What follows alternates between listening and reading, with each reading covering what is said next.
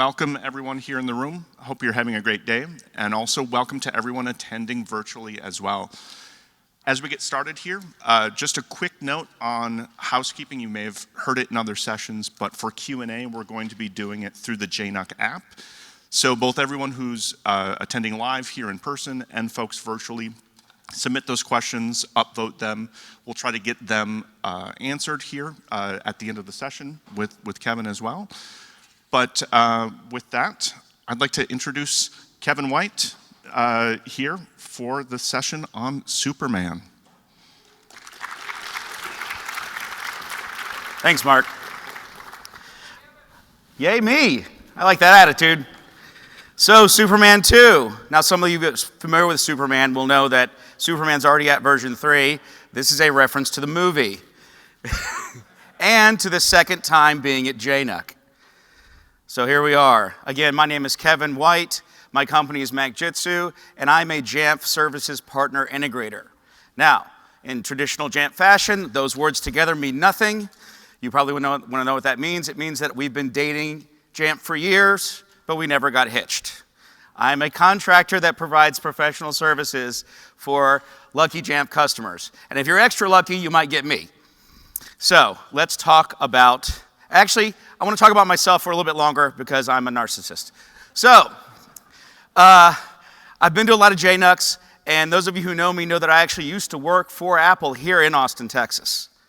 And if you also know me, you actually know that I've moved to Kentucky, and I'm actually a native Tennessean. So when they announced Jnuc 2024 in Nashville, my southern gentleman came out and I hollered because I was very excited about Jnuc 2024. And then I immediately had two thoughts that came to my head. My first thought was, finally, y'all get some good barbecue. Because I'm sorry, Texas, barbecue comes from pigs, and chicken is deep fried and so hot it hurts. All right? That's my thought number one. My thought number two is Jnuc 2024 is going to be immediately followed by JB Triple T 2024. Now, if you don't know what that is, it's because I'm willing it into existence. The JB Triple, it's hard to say that. JB Triple 24, already hard, but it's going to get worse because you know what that is? That's the Jamf Bourbon Trail Tour 2024. So I'm hashtag JB Triple T. I'm putting that out in the world. I need y'all to make that happen. All right. So what are we here for? We are going to Jamf-and the crap out of some software updates. That's what we're here to do. I feel so seen right now. Last time I was up on a stage like this, and we were lamenting about how software update had all these problems, and I'm like, hey, I tried to make this thing. I want to see how it goes. And people listened. Holy cow. During the presentation, what's the second feature in Jamf Pro 11? Software update changes. What did Jeremy Butcher come up and talk about? What was the first thing he talked about? Software update changes. So I'm super excited to talk about how Jamf Professional Services is Jamf-anding the current situation with software update. So Superman is an acronym, and it was started by, if you don't know this, it is an acronym, Software Update Policy Enforcement with, the W silent, recursive messaging and notifications.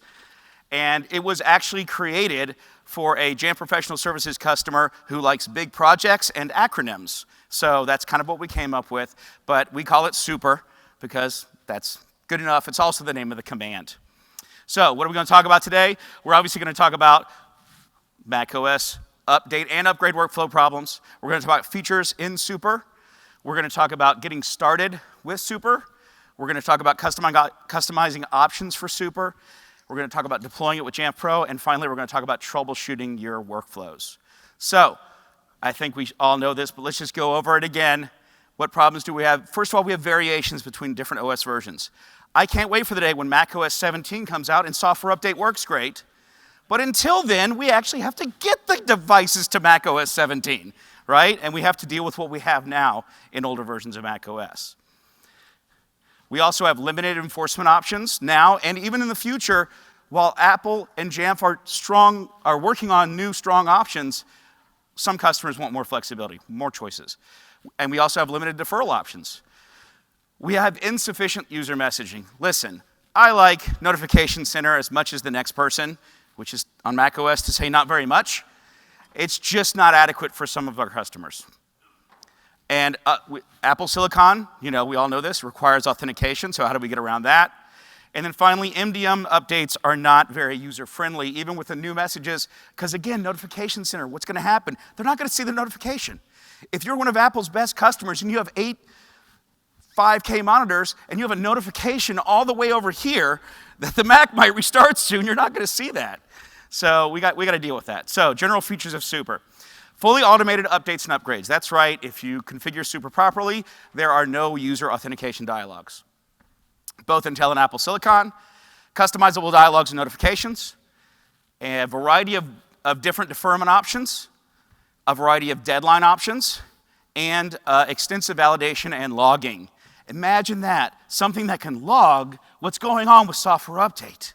Wow, what a novel concept. In fact, I just looked at the code today. S.U.P.E.R.M.A.N is almost 8,000 lines long. 1,933 of those lines are logs. So we'll talk about that later.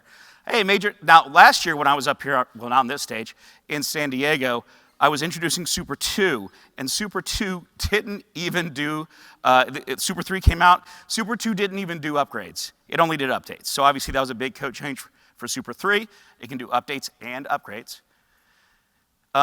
Also, you know, everybody likes to talk about trust and verify. Well, with software update routines, trust no one, verify everything. That was another big fix in S.U.P.E.R.M.A.N 3. It waits for stuff to fail, and it watches and tries to validate that and then tries again later. So even more dialogue options, because everybody wants to customize their dialogues. Support for self-service workflows, and also customizable user authentication dialogue. And we're going to talk about all this in detail here. So what are the requirements? Just real quick, macOS 10, 14, and up. 14 as well, too. Apple Silicon does still require credentials, and we'll talk about that. It has a couple dependencies that it auto-installs. Erase install, if it's a workflow where we have to use macOS installers, it has to get that installer, obviously. And then it uses IBM Notifier for the dialog boxes. And it will fall back to Jamf helper if it's an older OS that IBM Notifier doesn't work with. All right, so getting started with S.U.P.E.R.M.A.N. Read the fantastic wiki. It's my favorite answer to a question on the Slack channel. So did you see the wiki? I used to write documentation for Apple. So I wrote a wiki to go with it. Helpful command options, obviously being a command line tool, you've got the -- usage, and then if you run -- help, it'll actually take you to the wiki. Which leads to my second favorite question, how do you get started with S.U.P.E.R.M.A.N? And I said, did you try the Getting Started wiki page that I wrote for you? Literally called Getting Started. And so that's a good place to start, and what you'll find out on that page is that the first thing I tell you to do is use S.U.P.E.R.M.A.N in test mode. The cool thing about test mode, is, and you just use S.U.P.E.R.M.A.N test mode, is it simulates everything. It doesn't actually go download the OS or whatever. It actually just simulates it all. And it lets you test out, well, what if I defer like this? Or I have a deadline like that? And then what if I'm trying to do, I want to see the dialogues and notifications because I made some changes. Or maybe I want to try some of the Apple Silicon authentication options and I want to see what that looks like. And that's the cool thing about test mode, is it does basically everything S.U.P.E.R.M.A.N does, but without the actual job of doing software updates, because that can obviously take a while. And you know, it might update your computer, and that'll take a while too. And of course, it introduces you to the super log, RTFL. My third favorite thing to say on the super Slack is, what does the log file say? Right? And so here's S.U.P.E.R.M.A.N in test mode, and you can see the log file. It's got very verbose prose, English prose, not written by an AI, written by me, so that you can understand what's going on when software updates acting weird. So please, if you're having problems with S.U.P.E.R.M.A.N, look at the logs first, and we'll talk more about that later. All right, so what's the default S.U.P.E.R.M.A.N workflow? You just say sudo S.U.P.E.R.M.A.N and you let it go. First of all, it checks for updates, macOS updates, and if there are none, it just exits, because there's nothing to do, right? Then it downloads and prepares the macOS update. And we do that first so that when the user is presented with a dialog, it is hot and ready to go. The user doesn't wait for the download. We don't even present the download or the dialogues until we know it's been downloaded. We prompt the user to enforce or restart, and we'll look at those dialogues in a minute. And then, obviously, we do the update. But what's cool about S.U.P.E.R.M.A.N is because, again, I'm kind of working around that system. I make a post-install action where I also install the non-macOS updates. Now, you might be wondering why I'm doing it in this order. As it turns out, if you try to do those updates before you update the system, you are likely to break software update. So instead, we get the system out of the way first, which requires a restart and authentication, and then on first boot, we go ahead and install your Safari updates or whatever. And then after that, because we want to play in Jamf land, we run inventory as soon as possible to find out what happened to my computers, and I also do a policy check in case you have any policies targeted at that next version of macOS. Pretty cool. So, update options.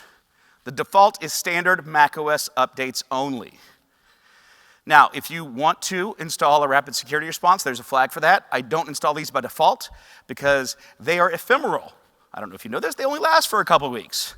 And to actually fully deploy them, you do have to restart the Mac.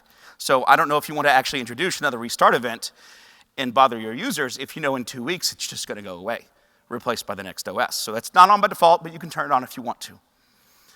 Another option, let's say that the computer's not restarting, but there's a Safari update. Well, by default, I'm going to ignore that and wait for the next reboot. But if you want to have that happen as soon as possible, even without rebooting, there's a flag for that. The cool thing about these updates is they do not require user authentication. They will just happen as soon as they become available if you want to enforce that as well. Now, what about upgrades?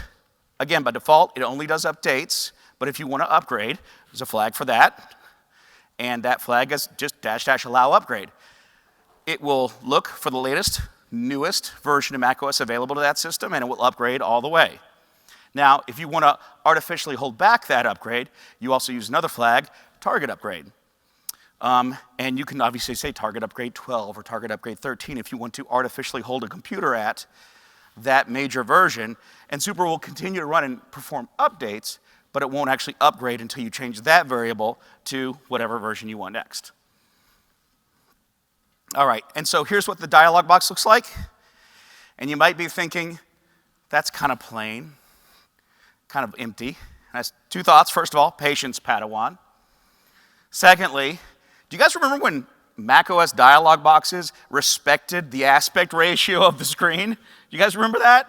My Macs are sideways. The dialog boxes should be too. So this is a default dialog box. You can see pretty straightforward, restart or defer for 1 hour. And here's the other cool thing about this dialog box. It looks the exact same on every version of macOS, and it doesn't matter if you're doing an update or an upgrade. It looks exactly the same, except for the title bar changes. So no more user confusion about what you're doing. They're just doing the next thing they got to do, right? Here's what the restart looks like. Again, not using Notification Center, using IBM Notifier because those dialog boxes are much larger, right in your face. Same place, but much more visible dialog box. All right, so let's talk about, well, what if I don't want them to defer? I want to change that behavior. So a couple quick ones here. Default defers an hour. You can obviously change that to some other amount of time.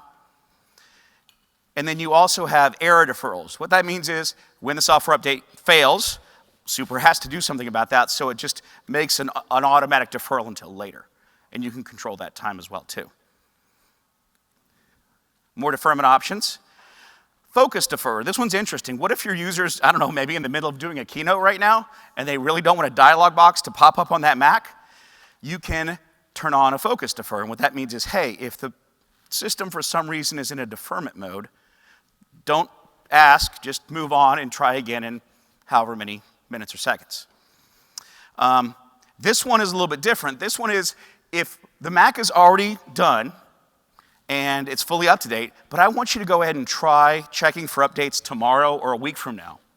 That's what recheck defer is. That way, when you install S.U.P.E.R.M.A.N, if you add this flag, S.U.P.E.R.M.A.N acts like a real background process where it's constantly checking, every week, every day, whatever you want. And it's like that Apple automatic software update feature, only you can look at logs and you can confirm it's working. It's great. Pop-up deferment. What this is we can provide a menu for the user so they can choose different deferment times. So that's why there's multiple numbers in here, because when you look at the dialog box, you get a nice little pop-up there, and the user can choose a different time to defer. So now what happens if we want to make sure that it gets done? We set deadlines, right? So again, I appreciate that Apple's going there with this. They're adding it. But what I don't know that Apple will ever give us is control over those deadlines. But that's what S.U.P.E.R.M.A.N gives you right now. You get control over the deadlines. And there's 3 kinds of deadlines. First of all, we have counts, days, and dates. So you can defer a number of times. That would be a count, 5 times. You can defer a number of days. That would be the update came out on day 0. I want 5 days.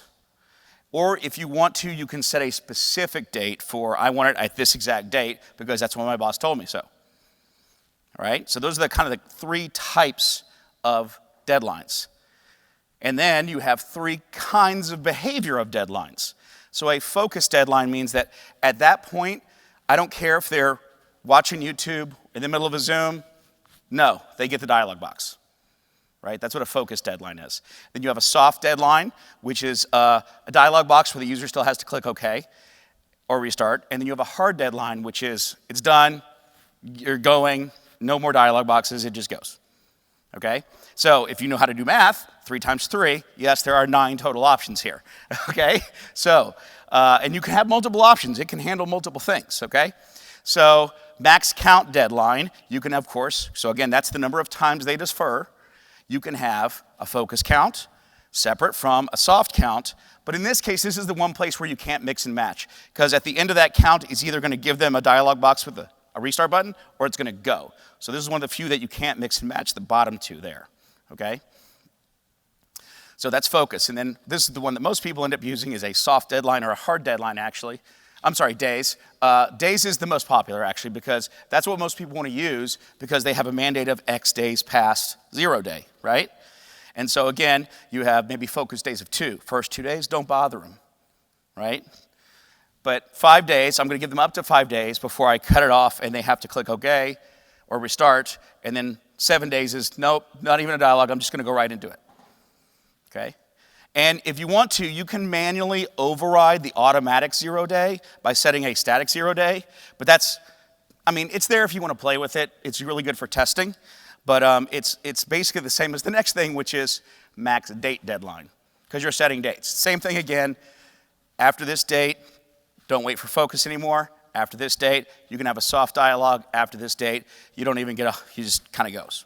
Cool? Okay, dates also support hours and minutes if you care. You can get really granular, and it looks kind of like this. So now you understand why the dialog box is getting a little more complicated. Here we have a dialog box that has a day-based deadline on top, then a number, you know, how many count, and then it still has the pop-up menu. So you can see that this dialog box is growing as we add more stuff to it, right? Here's what a soft deadline looks like. Obviously, the button just says restart, because at this point, you're restarting that computer. And then the hard deadline just goes right into, hey, it's going. You got past the deadline. It's time to go. So we can further customize these dialogues. Custom display icon, pretty standard stuff. Custom help and warning buttons. They're little buttons that can appear at the bottom, little question mark, exclamation point, and you can put some stuff in there. This is the big area, custom display accessory area, right? A big box right in the middle where you can put video or anything that you want. You can make a really big, complicated dialog box. If you need to modify the language, now that's something that's much harder to do in something like a config profile, but hey, guess what? It's a bash script. You open it up, there's a function called set display language, and you get crazy in there. Cool? And if you want to know more about all of these options, because I just don't have time to talk about them in our session here, please go read the fantastic wiki.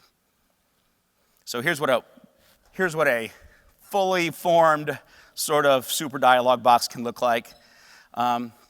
So there's a lot of stuff going on in here, obviously. You've got your deferrals, your deadlines, your big box in the middle, your pop-up menu. I know there's other things out there that make even bigger dialog boxes that I'm aware of. I don't know, maybe they're trying to compensate for something with their gigantic dialog box. But here's the thing. Just because a dialog box gets more doesn't mean people are going to read it. In fact, I find a lot of times the more crap you put in a dialog box, the less likely they are to pay attention to it, right? So even though I give you all these options, just, you know, I try to keep them to a minimum because we want them to get to the point of what it is and not just arbitrarily click restart, right? Because that's the bad thing that can happen, is that they didn't really mean, oh, I didn't read it, but now my computer's restarting. All right, dialogues can time out too. So the default timeout for the default the defer dialog box, I guess is what you call it. You can set a timer for that. When you do, it times out, and it will click effectively the defer button. It won't install, it clicks defer. Now, if you do a timeout for a soft dialog, then it actually clicks for start. But if you kind of think about that logically, you've actually just set a hard deadline, right? Because it's a soft dialog box, but you put a timeout on it and it clicks for start, you made a hard dialog box. So it's a slightly different hard dialog box. So just keep in mind that you can mix up these combinations and come out with an outcome you didn't think was, oh, I thought it was a soft dialog, but you put a timeout on it. Like, it's going to be a hard dialog, right? So there you go. So this is actually showing if you have a timeout, you have down there at the bottom, last bit, as a little timer telling you, hey, you got to make a selection here in so many minutes. This is actually the default defer dialog, so the default, in this case, defer. It doesn't actually do the install. Okay, there's some other ones that are sort of built in. For example, there's a dialog box when you don't have enough free space. If you don't have enough free space, obviously I can't install the OS. Dialog box pops up saying, hey, do something about this. That has a timeout.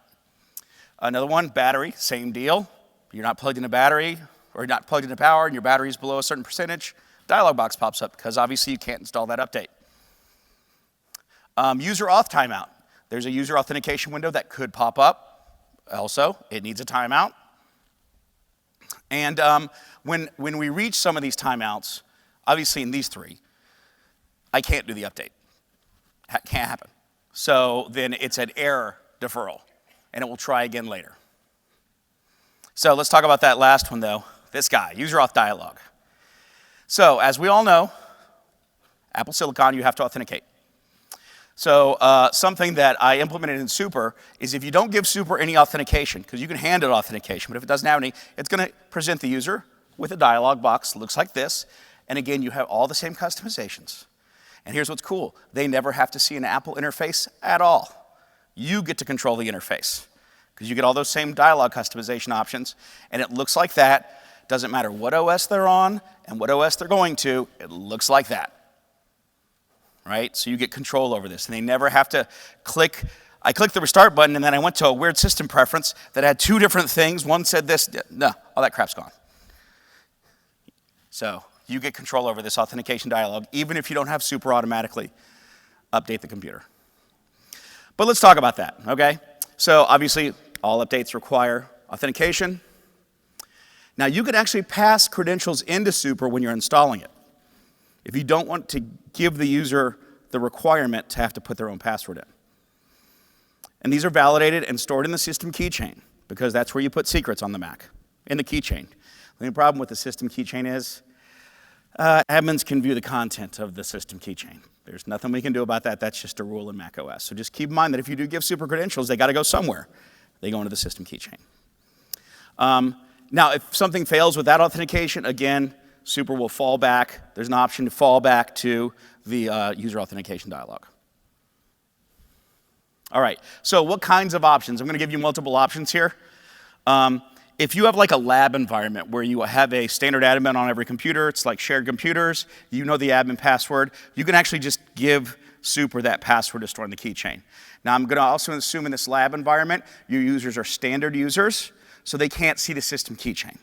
So it's probably okay in that environment, because you're probably in like a physical security sort of location anyhow too, right? So you pass in. This account does have to be a volume owner, though. Doesn't have to be an admin, but it does have to be a volume owner. So what the heck is a volume owner? A volume owner is someone who's actually logged into the Mac. That's all it means. By default, nobody's a volume owner when they're new. You log into a Mac, congratulations, you're a volume owner. Means you can update the OS, okay? So if you programmatically create your admins, that's great and all, but unless you write a script or do some other things or log in, that owner does not count, okay? That's a very important distinction. And you can read the Apple platform guide to find out more about what volume ownership means. All right, so, and of course, it's saved in the keychain. Now, another alternate version of like a local authentication is you give S.U.P.E.R.M.A. the admin credentials. It has to be admin credentials, but S.U.P.E.R.M.A. doesn't keep them. Instead, it uses them to generate a service account with a random password. Now, again, this account ends up becoming a volume owner, so the account that has to create it In other words, the admin you give super, it has to be a volume owner, so it can grant volume ownership to the service account that's getting created. Okay? It creates it. There are flags in Super, to be clear, if you want to have it a different name and a specific password, but in general, it just calls it like super account, random password, right?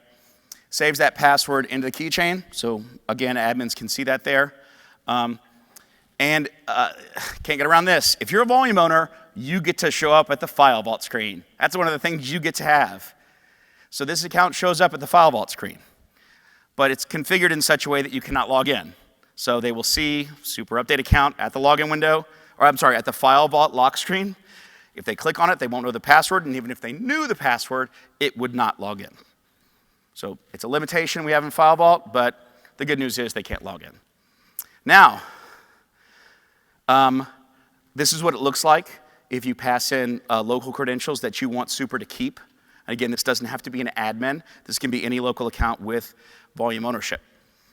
And this is what it looks like if you want Super to create a service account. You actually pass in the credentials of the administrator that Super temporarily uses to create that Super account, Super service account. And then it moves on. Doesn't remember the passwords for your admin. All right, but we're at a Jamf conference. Got to talk about MDM updates. So we can push via MDM. So we have to pass Jamf Pro API credentials into Super. So in this case, there are specific privileges that are required, right? We have to create an account that has certain privileges, and you should read the wiki about this, because they've been changing them lately, so I don't even have a slide for it, because they keep changing. So just go check out the wiki. But again, this password will be saved into the system keychain, because that's where you put secrets. Okay, this also has a limitation of Jamf Pro 1035 or later and macOS 11.5 or later. So yes, there is a 11 to 0 to 11.5 literally can't even reliably update over MDM at all. And for those computers, Super will keep the credentials in the keychain, still validate them, make sure they work, but then you're going to have to use some other method to get that Mac up to 11.5 or later. All right, so this is what it looks like when you pass those credentials into Super, Jamf account, right? Pretty straightforward, username and password. And so here's the deal. Failover when the MDM workflow breaks. Not if, when. So Super has to go to the Jamf API and ask the Jamf API to start a software update flow, which then has to ask the Apple push server to send something down to the Mac. And actually, it's not just one thing, it's a series of things that takes about 5 minutes, and then we hope that the Mac starts updating. The MDM workflow is too complicated to be reliable. It's just that simple. Apple's obviously working on this, Jamf is working on this, but I would strongly suggest if you really want to use the MDM push flow, you definitely enable the failover, because if it fails, we got to do something, because it just failed. What are we going to do, right? Let's fail over to the user, okay? And of course, you can read more about these features on the wiki, because there's some options with that failover about like what kind of failover do you want to happen, like when, like maybe not every time, but only when this bug happens or this thing happens. So check out the wiki. Well, speaking of Jamf, how do you get this thing installed? You put the script into Jamf Pro as a policy. Don't package it, don't mess with it, just throw it in Jamf. It was made for that. You put in some policy parameters. You get up to 8. There is no step 3. That's all you do. You just have Jamf Pro install it. Now, what if you got more than 8 options? Well, we got something for that. We got config profiles, woohoo! As long as it's not a credential, you can put it in a config profile, because it'd be a bad idea to put a credential in a config profile, because that's clear text on your Mac. So you got to do credentials in your Jamf Pro policy. You do everything else in the config profile. There are tons of examples on GitHub of a config profile, and I got both plist and mobile device files. Just pick your poison there. But the example I give you of all the options do not deploy. It says it in the wiki. The reason is it's every single option, and if you put them all together, you get a hot mess, okay? So the correct number of things to put in your config profile is the least required. That means take everything out and only put in what you need. Okay? That's probably the number one thing that happens on Super is everybody's like, I want everything. And I'm like, it doesn't work. I'm like, it wasn't supposed to do it that way. Like, you just made a mess. All right. Super can restart itself or by Jamf Pro. So what that means is there's the flag for the recheck where Super can go again and again and again, or you can just have Super restarted by Jamf Pro on a weekly basis. It's designed to work with both. We're good, okay? All right, so this is what it looks like. It's pretty straightforward. You guys know what this is? Policy, script, couple parameters, piece of cake. You don't have to do anything else if you don't want anything more complicated than this. Easy. But if you want to have a config profile, it just needs one. You can put all the options in that you want or none. Every time Super runs, it checks what happened in the config profile. So if you want to change your mind, just run the new config profile, run Super again from the command line. It'll get the new settings. Pretty straightforward. Oh, in the logs, so this is sort of important. When Super knows when Jamf is installing it. And the reason it needs to know this is because how long does it take to download the macOS update? Could be a while. How long does it take for your users to click the button when they're not sitting at their Mac? Forever, right? So if Super was to sit around and keep running as a script while that stuff was happening, Jamf would hang while waiting for Super to complete. The Jamf agent would not be able to do any more Jamf. So, of course, Super knows this, and so what happens is the only thing you're going to get in your Jamf Pro log is the installation of Super, validation of credentials and settings, and then it's out, okay? So the Super log in your Jamf Pro policy is only going to tell you basically about the installation process. It's not going to tell you anything about the ongoing workings of Super in your deployment, okay? But that's by design, because we don't want to break Jamf, because that'd be bad. All right, some best practices. Okay, this bug came out earlier in the year. Maybe it was last year, but if Jamf collects inventory and Super collects inventory, and they both do it at the same time, software update falls over, okay?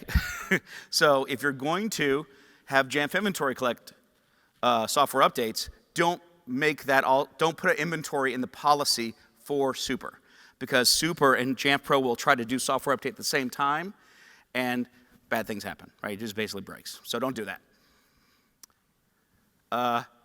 You can, again, update Super by just rerunning the policy. New version of Super comes out, slap it in Jamf, tell Jamf to run it again, new version of Super. That's it. Only install, if you only want Super to install, you don't want to actually make it go, there's a flag called skip updates. You do the skip updates flag, it means don't do the updates, and then Super gets installed, and then you can just play with it in the command line without actually having it kick off the workflow.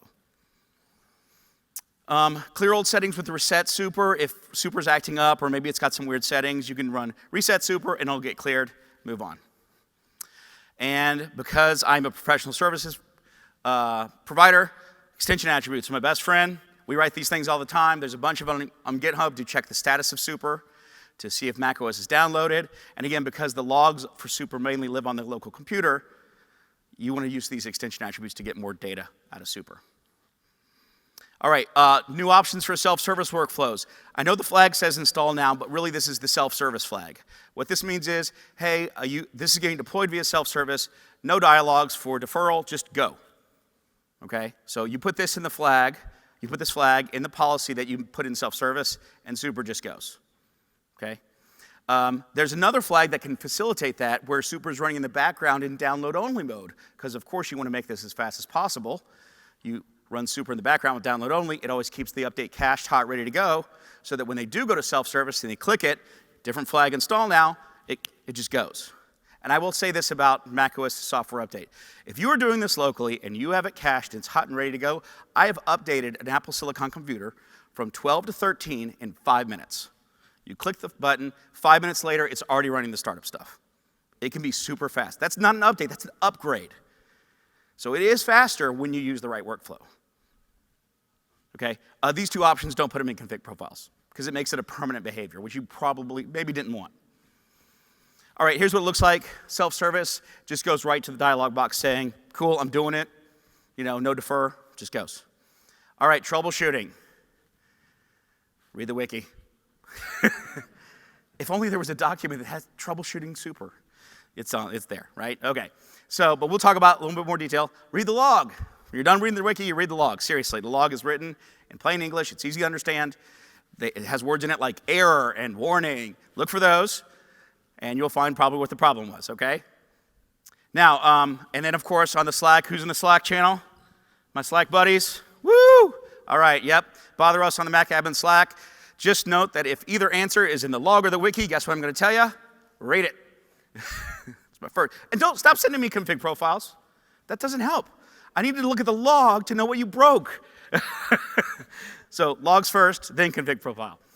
All right, and examine the sub-process logs, and that's what we're going to get down to here at the end. We're going to talk about these sub-process logs, and you can adjust some timeouts. So what do I mean by these sub-process logs? S.U.P.E.R.M.A.N is just a big-ass bash script. It's a real fancy one, but it doesn't actually do anything except for try to wrangle some stuff together. So it's calling sub-processes, right? It's calling software update. It's calling the Jamf API. That might as well be a sub-process too, right? And so it just sends requests to them. And we have to hope that those sub-processes finish.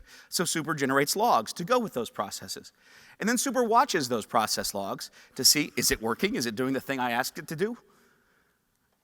Well, here's the first two. These two are on the local computer, the lists returned from Apple Software Update, if it's an update workflow, or the erase install if it's a macOS installer workflow.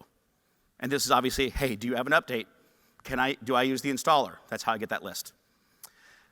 ASU and installer log, same thing, but for the actual installs of them, right? ASU log, that's the installer's log. And then ASU log is the software update log. Installer log is if I have to use the macOS installer. And then if you use the MDM workflow, that gets its own logs. You have the MDM command log, which watches the push to see, hey, because there's about a 5-minute window when you use the MDM workflow where Jamf is commiserating with the computer. It takes about 5 minutes, and you can watch that. And then after that, we look at software update locally to see what it's going to do, or the macOS installer. All right, adjusting timeouts. So S.U.P.E.R.M.A.N watches these logs. How does it know when things break? Well, sometimes they just stop. Sometimes they actually give me an error, and I can immediately go, oh, that thing broke, move on. But sometimes it's like, it just stopped. I don't know, right? And so it detects it through a timeout. And I can only, estimate so many things in my testing. I am but one man. I cannot test every possible network on earth, right? I don't know. So those timeouts are reasonable based on sort of the experiences I've had, but they don't account for everything. So you can go into the code. I don't have these as flags because these are sort of used only if you need to. It's a bash script. There's a set defaults function. In there you'll find the timeouts with documentation about what each one does. And if you're having a real problem, you can adjust these timeouts and try it again. So now that we've talked about timeouts finally, we're almost out of time. I got 3 kids. I get dad jokes. But this wouldn't be a great Apple presentation without one more thing. And I can't believe nobody's used this yet. I'm the first guy to use this today. One more thing. You get a Super 4. You get a Super 4. You get a Super 4. Sorry, Sam. That was a good one. I liked that one. Super version 4. All right, so here's the deal. Over the last 2 years, I've been writing Super like a madman, just throwing crap in the wall, seeing what sticks.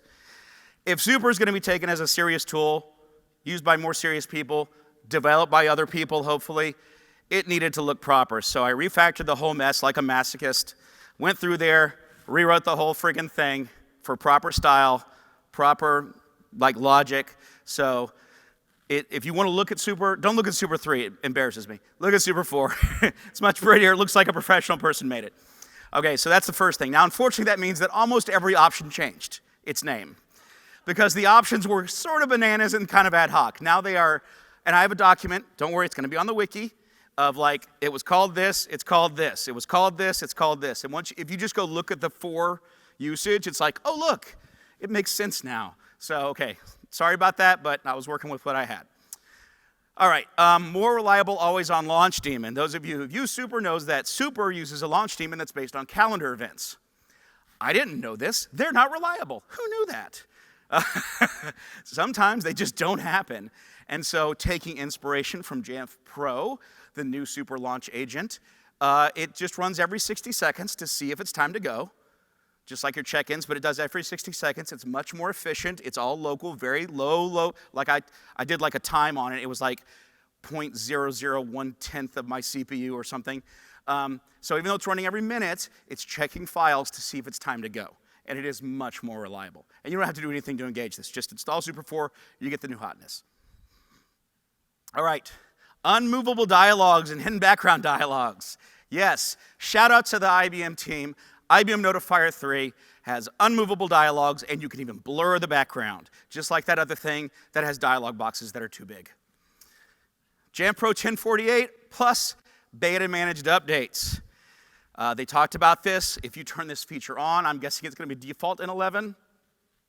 Maybe, I don't know, it doesn't matter. The magic's all there in Super. It automatically detects if it's turned on, and will use the new API endpoint if it needs to. Read the wiki. 1049 introduced a new way to authenticate to the Jamf Pro API through roles and clients. Basically, it's just like passwords and accounts. It's just called something different. I mean, there's a new UI and there's other good reasons to use it, but from a Super standpoint, you get an ID, a client secret, good to go. All right, and this one, I cannot believe it took me this long to think about this one. Save password for macOS upgrades and updates. You connect to a server, you get a checkbox. What does the checkbox say? Save my password, the keychain. Why didn't I freaking think of this already? Super 4, there's a flag that says, hey, I'm not going to give you any passwords, but the next time their upgrade happens, ask the user for their password, and guess what I do? I save it to the user keychain, because then they already know the password. It's in the user keychain. And then every run after that of Super automatically goes. And this is way safer than those other options because it's the user's password stored in the user's keychain, so there's no security risk. They already know their password. Cool. I think more people are going to do this than some of those other methods. I love the MDM team. I'm glad that they're working hard. Local is just way more reliable. As long as we got it, let's keep using it. Requirements for Super 4. Well, as you can guess, I had to ditch the old OSs, macOS 11 or newer. I mean, the new version of IBM Notifier doesn't even work on those old OSs, so here's what we got. Dependencies that are auto-installed have changed a little bit. Obviously, IBM Notifier at version 3. And Miss CLI, I have replaced Erase Install. Grand Pew, thank you for your work. Valiant work, thank you so much. I went to Miss CLI, and now there is no more Python at all needed for Super. So that had to happen. And again, nearly every single option name changed. I'm sorry, it had to happen. Got to rip that Band-Aid off. So for those of you who are new to Super, just look at 4. Now, the wiki is not updated for 4. I just finished the change log. It is 92 items long. Sorry, I hope you like to read. But yeah, there it is. Okay. And I do this, though. If you had previously saved authentication on that Mac, I will migrate that to the new methods. So if you already deployed Super 2 and you had like a saved local account or something, don't worry about that. I'll take care of that. I'll migrate it to the new method, which actually, if you read the release notes, is even more secure than it was before and more reliable. So that's good too. And if you're really nerdy, go read the release notes. There's a lot of stuff in there. It's super awesome. All right, when does Super 4 come out? As soon as you guys let me hit commit on GitHub. So later today, sometime between now and the Mac Admins Party, it's going to come out. My goal is to be done with it when 14, like no more beta, like full production, 14.1, because I want to make sure that, you can't really test that 14.1 upgrade or update until it comes out, right? So we want to make sure macOS 14 to 14.1 works. And then you're probably going to be good for that year, because if that update worked, the rest of them are probably going to act the same way. Cool. All right. 29. Thank you. Give it up for Kevin White. Right up to the deadline. Awesome. Great session. We are pretty much at time, but there's a bunch of questions here. A couple of them, I'll just start with one primary group of them, and that's, what does Super look like alongside DDM, or has nothing changed? And the second part, does that mean that Super in the future will be phased out and not needed? For the first part of the question, Super doesn't care what mechanism is used for the MDM to trigger. It's actually watching a local log. I will continue to do that.